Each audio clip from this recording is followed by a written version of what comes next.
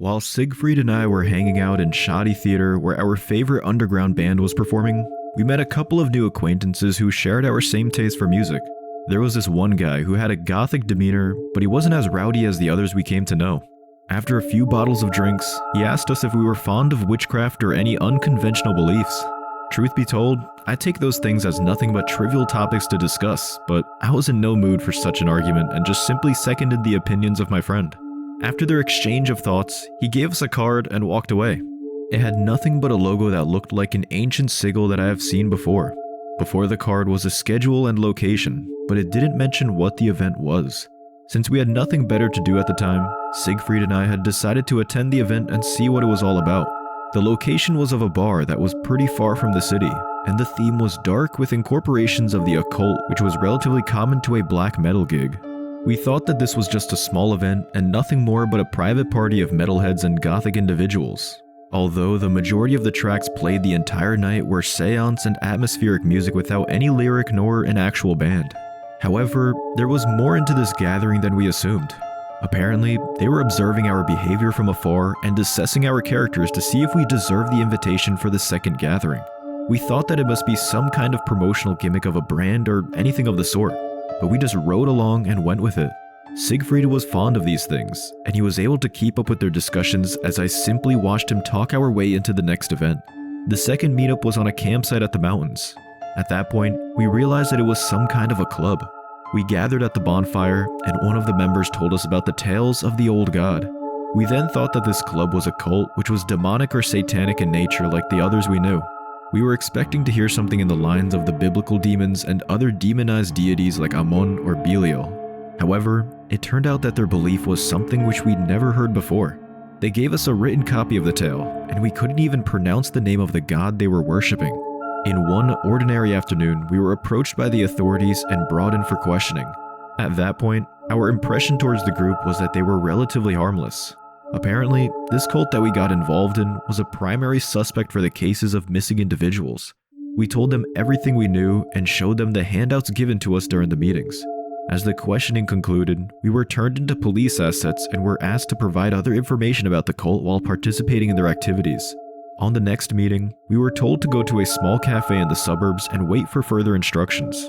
The building was an old repurposed structure with walls made of carved stones tackily stylized and embellished into a hippie diner.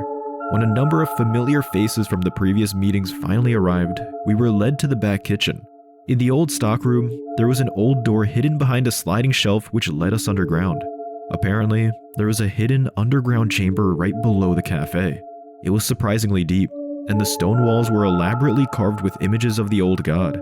The long hallway was lit by a row of torches on sconces mounted on the sides, and the path was getting smoother and smoother as we went further.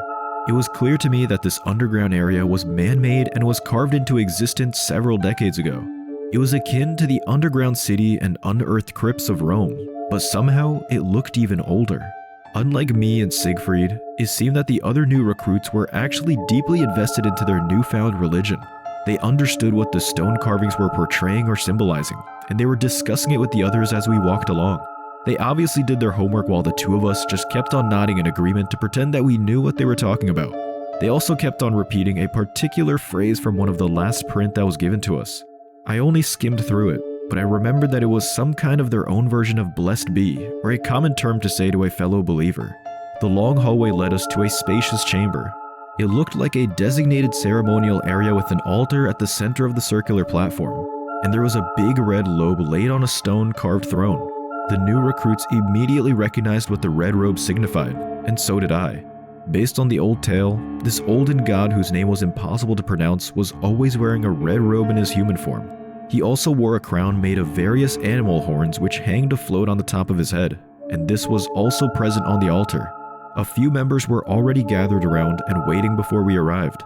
There were roughly 20 people in attendance at the time. I was hoping that this was nothing more but a devoted group of fanatics and that the allegations against them were untrue, but I was wrong.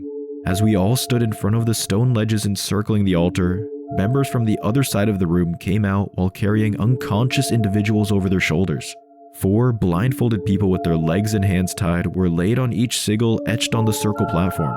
I recognized some of them when I remembered the pictures of the missing individuals shown to us by the police. This cult was indeed guilty of the kidnapping, and I feared what they were about to do to them. I secretly tried to call the authorities by speed dialing them at the phone in my pocket. Unfortunately, I couldn't get any reception in the area since we were far below the surface. My imagination started to run wild as my friend kept on nudging my arm when he also realized that we were amongst criminals. There was nothing we could do to help. Aside from being outnumbered, the hall that led us there was narrow. The other members on the cafe would easily block our way. I wondered how they would kill them since none of the bodies of the missing individuals were ever found. I started having cold sweats, but I tried my best to remain calm in order to not be suspected. And then, I realized that the 2 of the 6 sigils on the platform were still vacant. It was clear to me that the unconscious victims on the ground would be sacrificed to the olden god. No matter what method they would use to sacrifice them, they were in peril either way. Aside from these kidnapped individuals, I figured out right then and there that the group needed 2 more. I was desperately restraining myself from screaming while my chest was rapidly pounding. I turned my head to Siegfried to ask him if he had any idea what we should do, but he was completely mortified by fear that he couldn't hear any word I said. I thought that they already found out about our cover, and both of us would fill the remaining vacant sigils on the platform. However, 2 masked people from the crowd suddenly stepped forward and stood on the empty spots. Apparently, they were members who willingly volunteered to be sacrificed to the olden god. I was completely dumbfounded by their actions. I felt sorry for them, but I also felt glad that it wasn't us. When the preparations were done, the members began to chant. It was then when things suddenly turned beyond what I was expecting. What we thought was a mere promotional activity turned out to be an actual cult, and this cult was the culprit of the unsolved kidnappings. Even though what we put ourselves into was far darker than what we had imagined, it still made sense up to that point. As their chants echoed around the chamber, I was profoundly astounded when the red robe suddenly floated on its own above the stone throne. My friend fell on his knees. Luckily, the members' eyes were closed and they didn't see the both of us silently shuddering in fear and were already beyond our wits' end. We didn't expect that we would be joining an actual cult, and we surely never thought that we would witness something quite inexplicable for doing so. The chamber was suddenly enveloped in smoke, and everything went hazy. The members kept on chanting, and a shadowy figure began to materialize within the red robe on the throne. Even though he was seated, I could already tell that he was incredibly tall with a slender physique. The robe was gradually filled as claw-like hands and 6 fingers protruded from the sleeves. His face that was half covered by the hood kept on shifting as if the features were constantly changing. The crown made of various animal horns levitated from the altar, and it floated right above his head just like what was depicted in the images I saw. The olden god was real, and I couldn't believe that we were seeing him with our own eyes. He slowly stood up from his throne as his followers kept on chanting to complete his form. I wondered before why the bodies of the kidnapped individuals were never found, and the answer came right before me. As the olden god approached the sigils, their bodies rapidly rotted until they were completely dried up and fell on the floor like a dead leaf. When they fell, their remains completely disintegrated into thin air. Even their clothes were reduced to dust as their existence was completely expunged. I was instinctively stepping back until my heel reached the ledge of the stone seat we stood upon. Siegfried remained motionless on the ground with his eyes and mouth open. The spot he sat on got wet when he pissed himself out of fear. I could tell that I was also about to lose control. I never felt such a crippling terror in my entire life.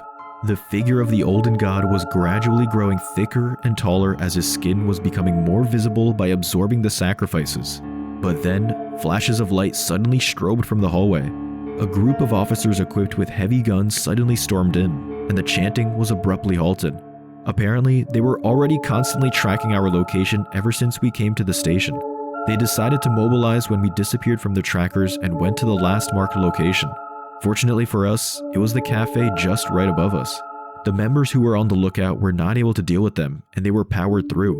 One of them was forced to reveal the entrance in the kitchen, and we were saved. As the officers ordered the members to drop on the ground, the chanting was stopped. They failed to completely materialize the body of the olden god. The crown of horns and the red robe fell on the floor as he was reduced into smoke. The officers who had a glimpse of this unearthly entity were taken aback, but they also couldn't tell what they actually saw. Unfortunately, they were not able to save the kidnapped victims, and there was no single trace of them in the area.